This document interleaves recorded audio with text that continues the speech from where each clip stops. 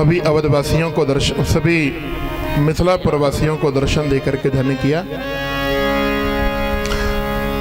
रात्रि में भगवान अपने महल में आकर के विश्राम कर रहे हैं। प्रातःकाल सबसे पहले लखन जगे, लखन के बाद में राम जगे, राम के बाद में मुनि विश्वामित्र जगे। सबने स्नान किया।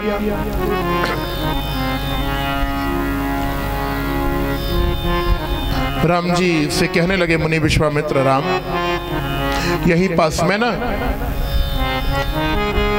महाराज जनक की पुष्प वाटिका है, जाओ और वहां से मेरी पूजा के लिए कुछ तुम पुष्प चुन करके लाओ, फूल तोड़ करके लाओ। देखो ये जो प्रसंग है ना बड़ा सार गर्भित है।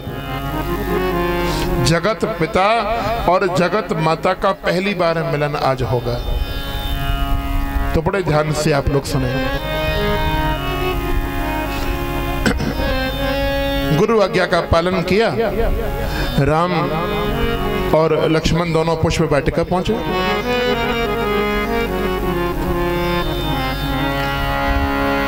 लेकिन राम द्वार पे खड़े हो गए। वाटिका के अंदर राम ने प्रवेश नहीं किया। लक्ष्मण कहें, बोले भैया अंदर क्यों नहीं चल रहे? बोले नहीं, यहां के रखवाले हैं माली, इस वाटिका की रख रखाव माली करते हैं, पहले उनसे आज्ञा लेंगे बाद में चलेंगे। लक्ष्मण बोले भैया कैसी बात कर रहे हो, हम जनकपुर के महाराज जनक के अतिथि हैं और उनकी हर संपत्ति पर आना जाना हमें किसी की आज्ञा नहीं लेनी।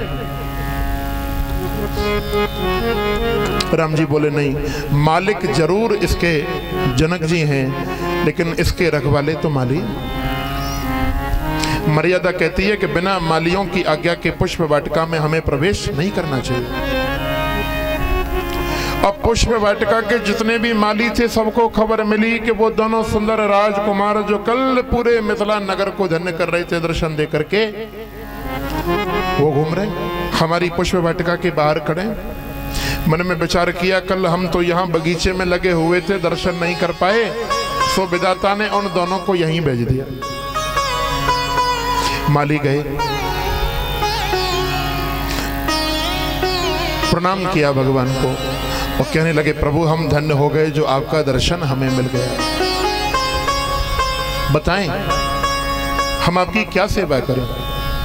राम जी बोले सेवा नहीं करनी, बस हमें अनुमति दे दो।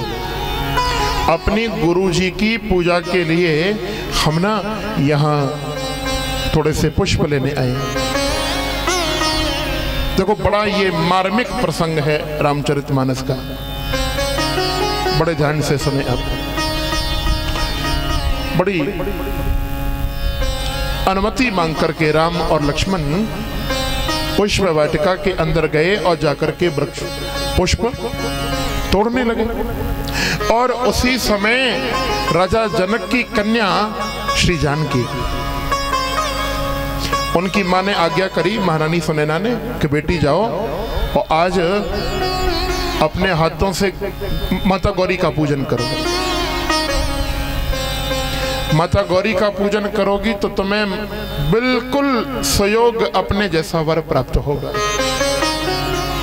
तो जानकी मैया अपनी सखियों के साथ में पहले तो उन्होंने सरोवर में स्नान किया और जानकी मैया गौरी माता का पूजन करने के लिए जा रहे हैं।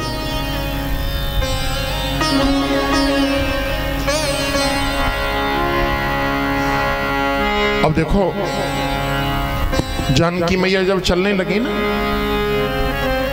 तो मैया के पैरों की जो माने जो नूपुर थे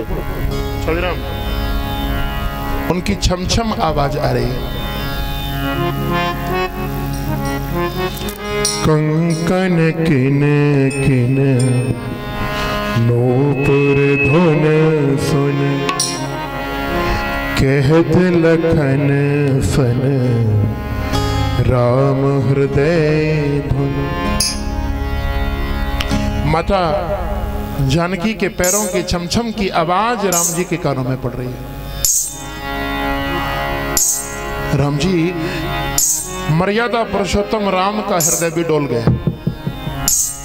आखिर आदि शक्ति के नूपुरों की ये आवाज है। राम जी बोले, लखन ये नूपुरों की आवाज सुनाई दे रही है? बोले, भैया ये तो हर जगह सुनाई देती है। बोले, नहीं, इन नूपुरों के ध्वनि की थोड़ी विशेषता है। हम रघुवंशियों का ये सहज स्वभाव है कि सपने में भी हम किसी परनारी के विषय में नहीं सोचते, लेकिन इन नूपुरों की ध्वनि को सुनकर के तो मेरा भी मन डोल रहा है। बड़ी सुंदर आवाज है।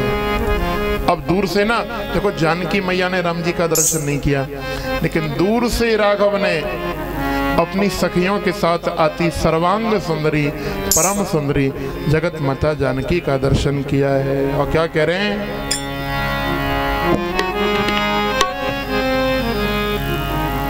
तात जनक तनया यह सोई,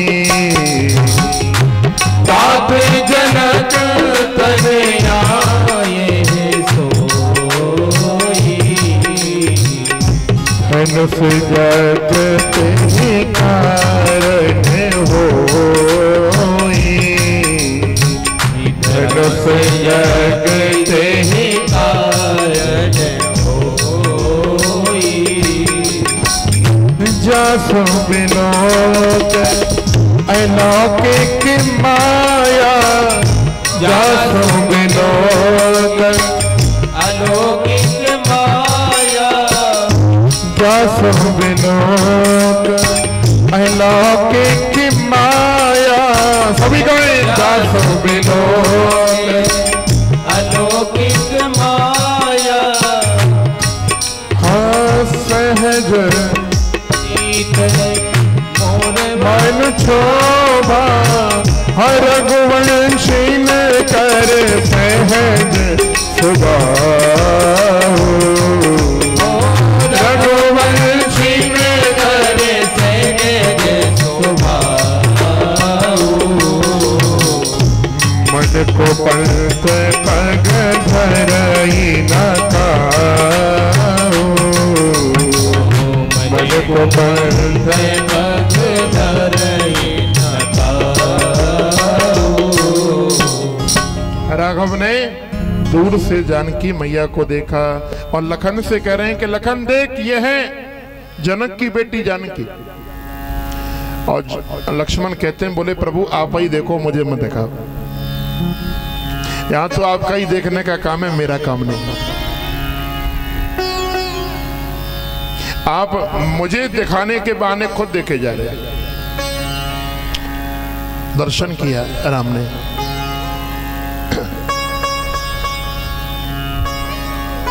मैया गई हैं गौरी पूजन करने, एक सखी पीछे रह गई।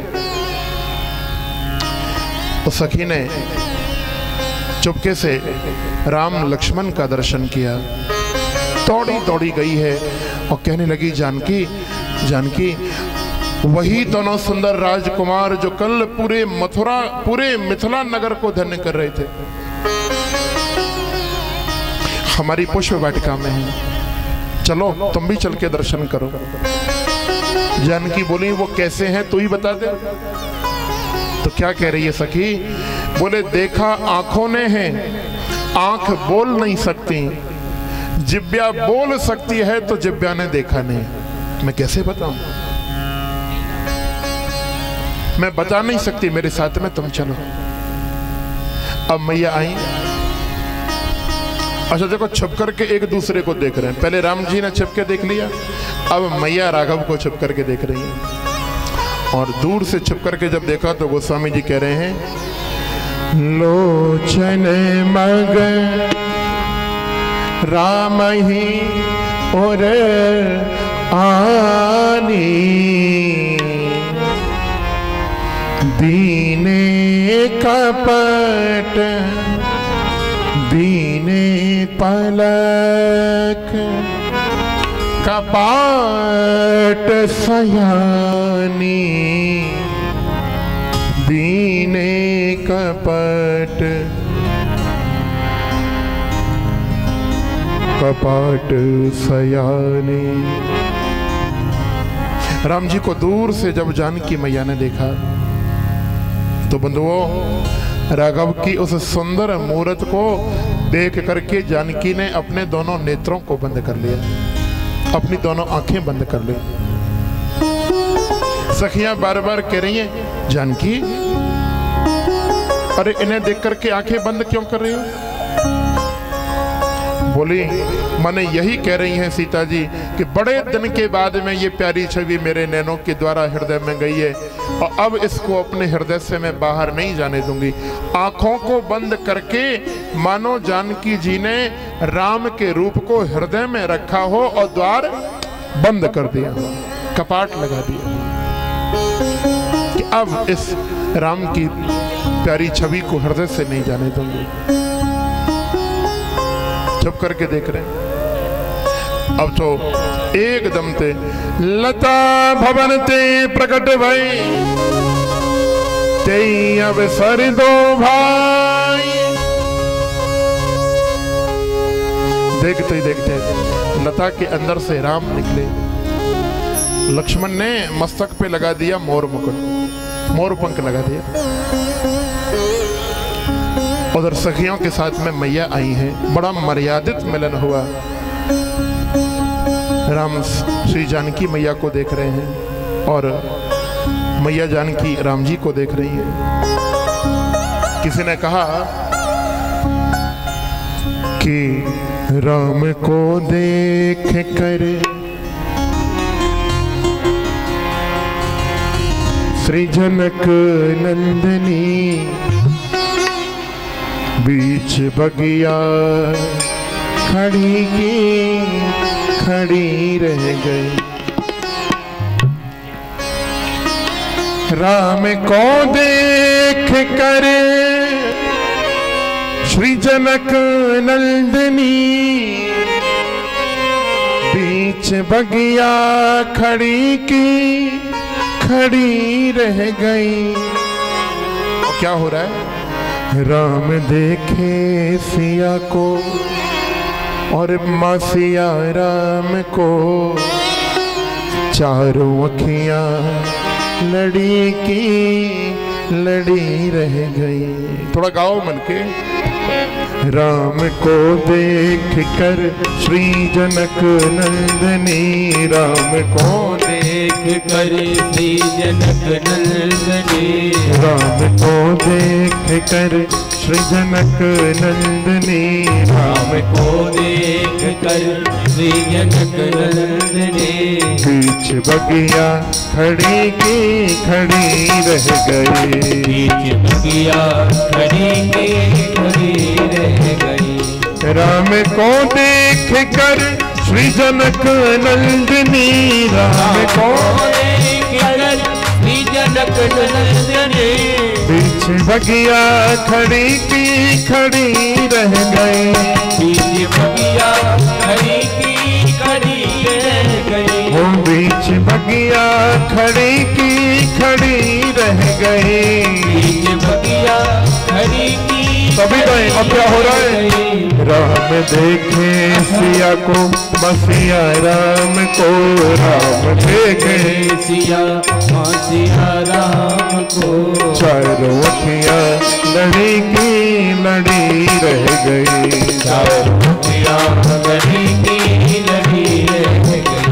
राम को देख कर श्री जनक नंदनी, राम को देख कर श्री जनक नंदनी बीच बगिया खड़ी की खड़ी रह गई। बीच बगिया खड़ी खड़ी रह गई।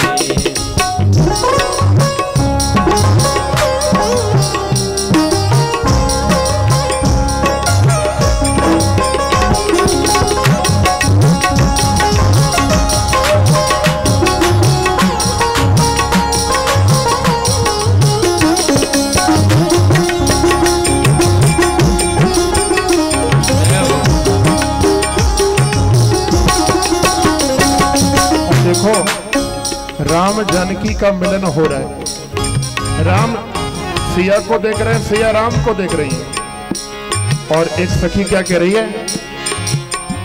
बोली है एक सखी राम को देख कर, बोली है एक सखी राम को देख कर, बोली है एक सखी राम को देख कर, बोली है सखी राम को देख कर, रच दी है ये विधाता ने जोड़ी सुंदर, रच दी है ये विधाता ने जोड़ी सुंदर, रच दी है ये विधाता ने जोड़ी सुंदर, रच दी है ये विधाता ने जोड़ी सुंदर। एक सखी कह रही है कि देखो कैसी सुंदर जोड़ी है, जैसी हमारी जानकी वैसे ये राम, बड़े सुंदर हैं दोनों। लेकिन टेंशन एक ही बात की, किस बात की?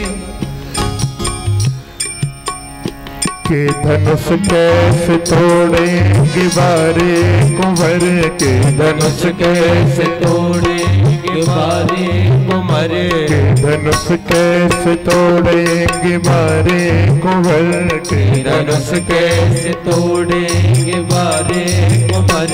मन में शंका बनी की बनी रह गई, मन में शंका बनी की बनी रह गई, राम को देख कर जनक नंदनी, राम को देख कर सभी बीच बगिया खड़ी की रह गई, बीच बगिया खड़ी के खड़ी रह गई।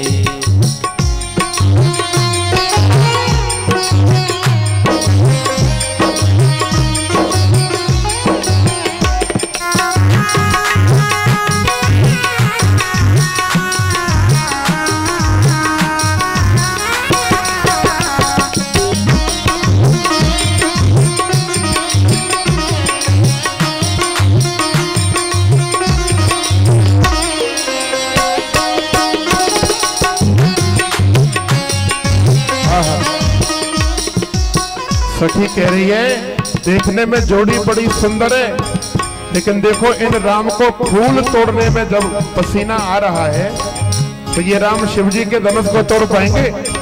कैसे विवाह होगा दोनों का? ये तो छोटे से हैं।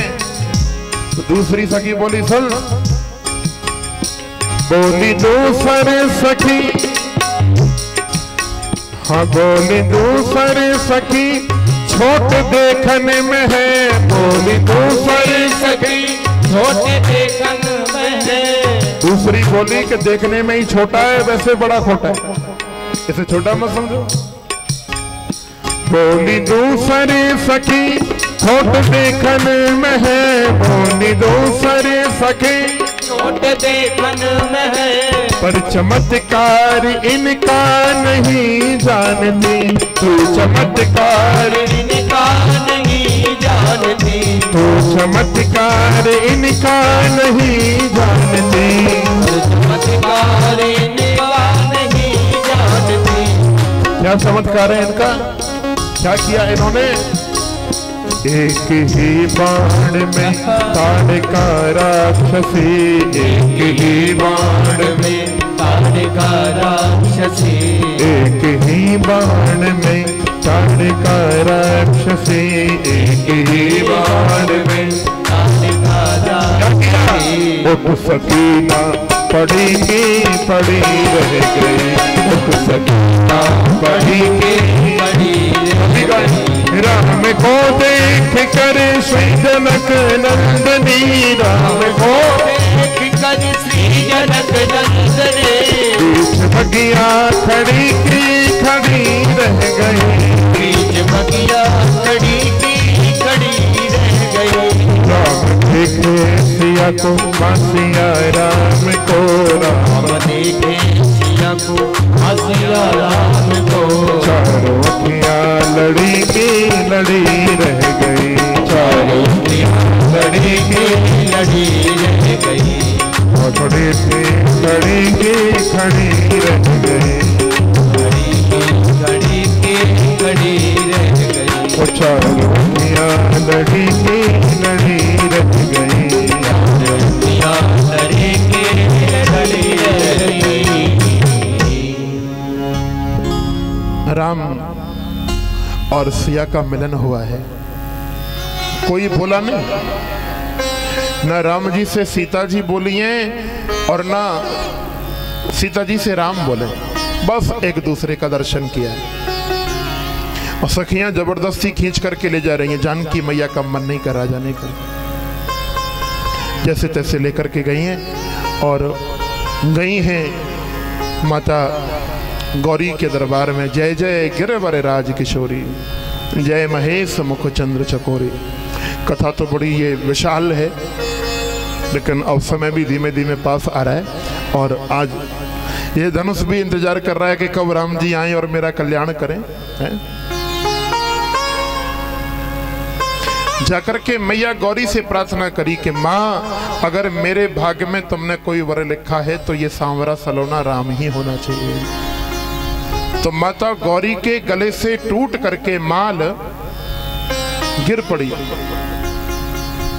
सीता जी के हाथों में और माने कह रही हैं मैया, मन जाहि राचे हो मिलहि सोवर, सहज सुंदर सांवरो।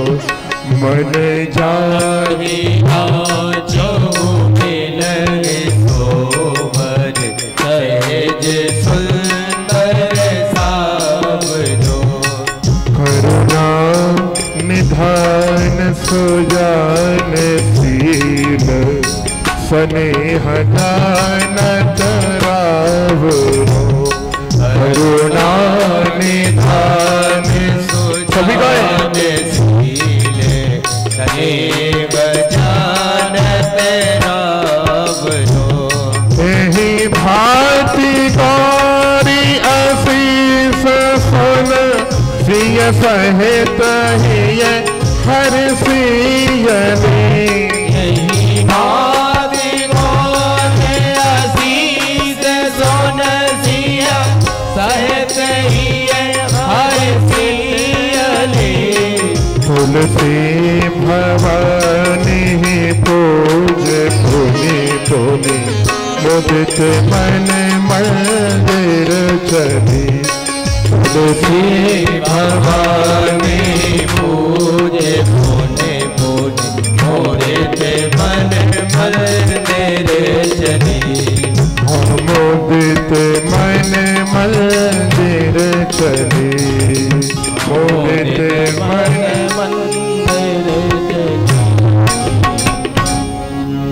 मैया ने खूब आशीर्वाद दिया कि जिसको तेरा मन भा रहा है सीता, वही सहज करुणा निधान वर तुझे प्राप्त होगा। और नारद जी का भी वरदान था सीता मैया को कि पुष्प वाटिका में पहली बार जिस पुरुष का तुम्हें दर्शन होगा वही तुम्हारे भरतार होंगे, उन्हीं के साथ तुम्हारा विवाह होगा। जानकी राम जी भी पुष्प लेकर के पहुंचे। उधर जनक जी की प्रतिज्ञा है कि जो भगवान शिव के धनुष को उठाएगा उसके साथ में अपनी कन्या का विवाह करूंगा। ये प्रतिज्ञा आखिर क्यों करी जनक ने? अरे वो तो किसी भी सुंदर राजकुमार के साथ जानकी का विवाह कर देते। देखो ये भगवान शिव का जो धनुष था ना, एक बार जनक जी कहने लगे, बेटी जानकी ऐसा कर, इस धनुष के ना चारों ओर गोबर का लेपन कर दे, पोता लगा दे। तो जानकी मैया ने पोता लगा दिया। जनक जी आए तो देखा कि धनुष के चारों ओर भी गोबर का लेपन हुआ है, गऊ के गोबर का, और धनुष के नीचे भी गऊ गोबर का लेपन हो रहा है। आश्चर्यचकित हो गए कि जिस धनुष को तिल भर हिलाने के लिए 1000 हाथियों की आवश्यकता पड़ती है, किसने धनुष को उठा दिया और किसने उस धनुष के नीचे गोबर का लेपन कर दिया। जानकी मैया को बुलाया, बिटिया जानकी इधर आओ, सही सही बता जानकी, ये जो गोबर का लेपन शिव धनुष के नीचे हो रहा है ये किसने किया? जानकी मैया बोली, हमने किया।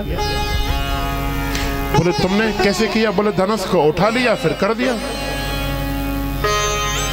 जनक जी आश्चर्यचकित कि 1000 हाथी जिसे थोड़ा सा हिला पाए बेटी तेने ऐसे धनुष को उठा लिया। कैसे उठाया? बंधुओं, दाएं हाथ का तो प्रयोग मैया ने किया ही नहीं। जानकी मैया ने बाएं हाथ से धनुष को खिलौने के समान उठा दिया। बोले पिताजी मैंने ऐसे धनुष को उठाया। आंखें फट गई जनक जी की। ये क्या? ये कन्या कोई साधारण कन्या नहीं है, ये तो जगत माता है, आदि शक्ति है। और जगत माता का विवाह तो जगत पिता के साथ नहीं होना चाहिए।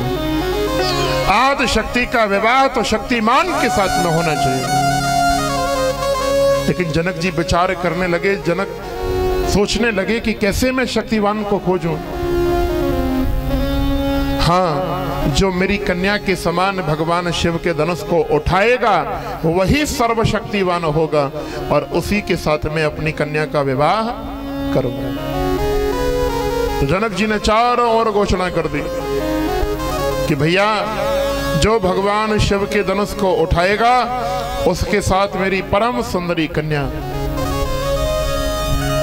सीता का विवाह होगा।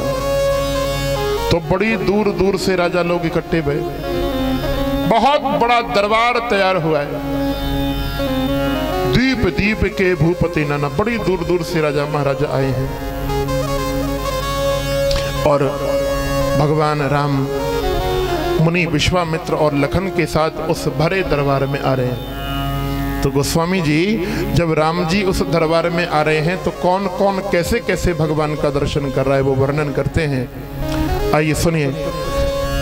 हाँ, जिनके रही भावना जैसी, जिनके रही भावना जैसी, प्रभु मूरत देखी तिन तैसी, मूरत देखी तिन तैसी, देखहि रूप महारन धीरा, रूप महारन धीरा, मनहु वीर रस भरे शरीरा, वीर रस भरे शरीरा, रहे असुर छल छोड़त भेसा, असुर छल छोड़त भेसा, प्रभु प्रगट काल सम देखा, प्रभु प्रगट काल सम देखा, होरे बासिन देखे दो भाई, होरे बासिन देखे दो भाई। क्या देख रहे हैं? कर भूषण लोचन सुखदाई,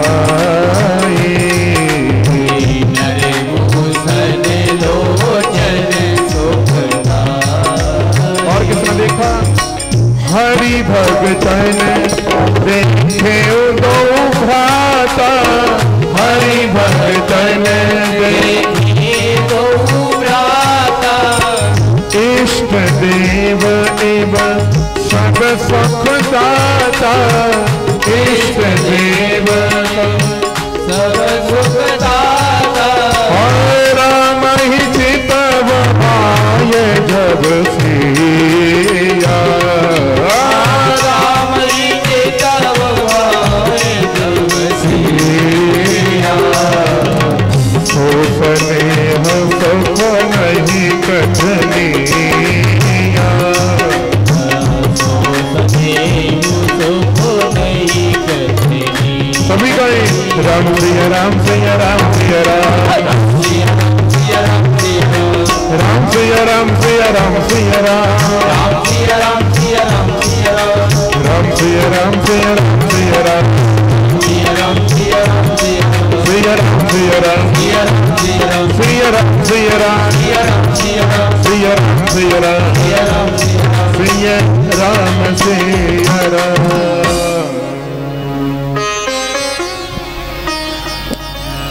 जिनके रही भावना जैसी, जैसी जिसकी भावना सबने राम का दर्शन किया।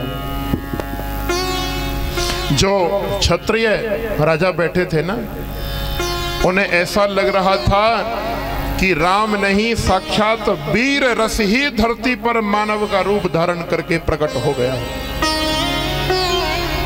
जो बाणासुर, रावण और बड़े बड़े राक्षस राजा बनकर के बैठे थे राजाओं के वेश में, राम उन्हें साक्षात यमराज के रूप में दिखाई दे रहे हैं। मिथिलापुर की जो नारियां हैं उन्हें तो ऐसा लगता है कि श्रृंगार रस ही मानव शरीर धारण करके खड़ा है। और हरि भक्तों ने जब देखा तो भैया हरि भक्तों को तो ऐसा ही लगा कि उनके इष्ट, उनके परमात्मा चतुर्भुज रूप भगवान नारायण ही पधार गए हैं।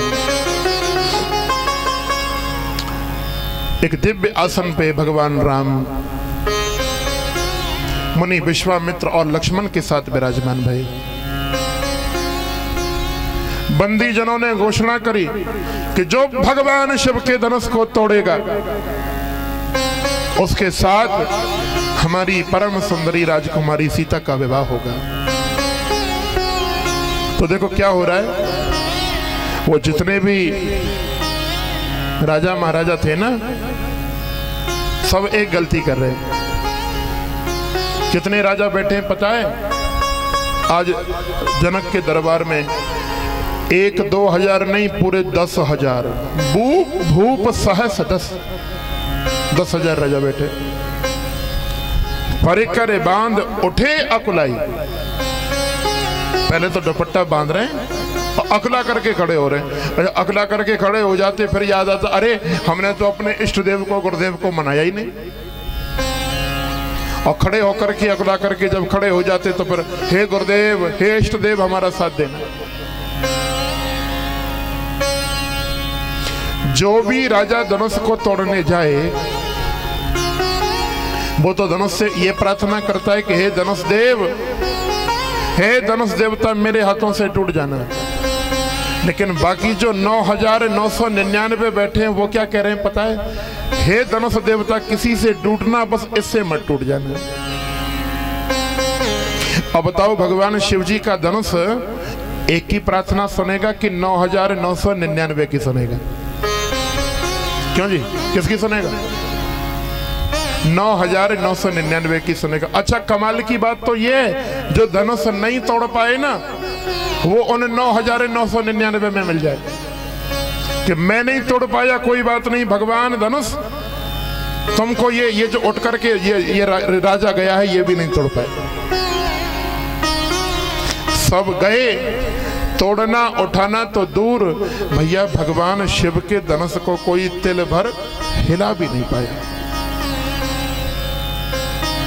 बैठ गए अपने अपने आसन पे।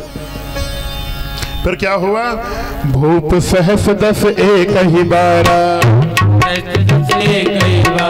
भूप सहस 10 एक ही बारा, सभी गए लगे उठावन तरी तारा, लगे उठावन तरी तारा, जगई नसल फरास कैसे,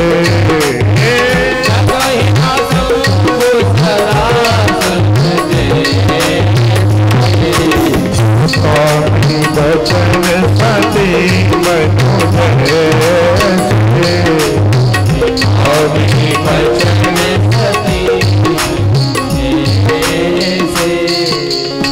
क्या हो रहा है? अब एक से नहीं टूटा ना तो 10 के 10,000 राजा बोले कि एक साथ मिलके तोड़ देते। बोले कि फिर पूरे के 10 के 10,000 सीता से विवाह करेंगे। बोले नहीं, पहले इस धनुष को तोड़ो, पहले धनुष को तोड़ो, उसके बाद में आपस में लड़ाई करेंगे, युद्ध करेंगे, जो जीतेगा उसका जानकी से विवाह हो जाएगा। पहले तोड़ो इसको। 10,000 राजा एक साथ खड़े हुए धनुष को तोड़ने के लिए।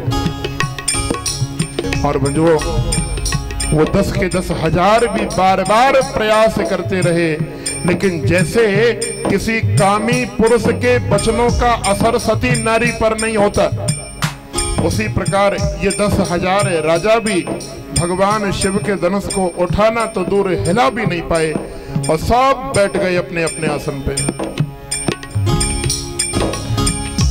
जनक जी बड़े दुखी हो गए। क्या कह रहे हैं जनक?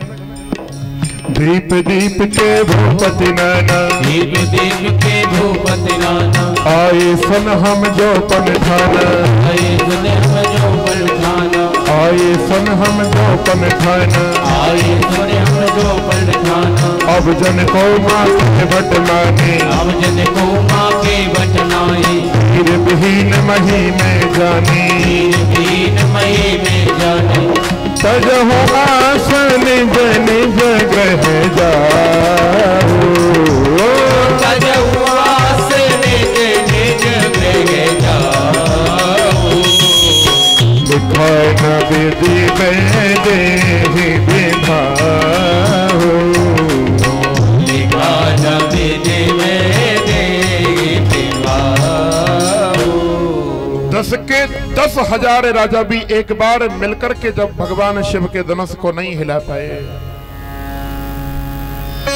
तो निराश हो गए। जनक जी निराश होकर के खड़े हो गए और कहने लगे, आज मैं जान गया ये धरती वीरों से शून्य हो गई।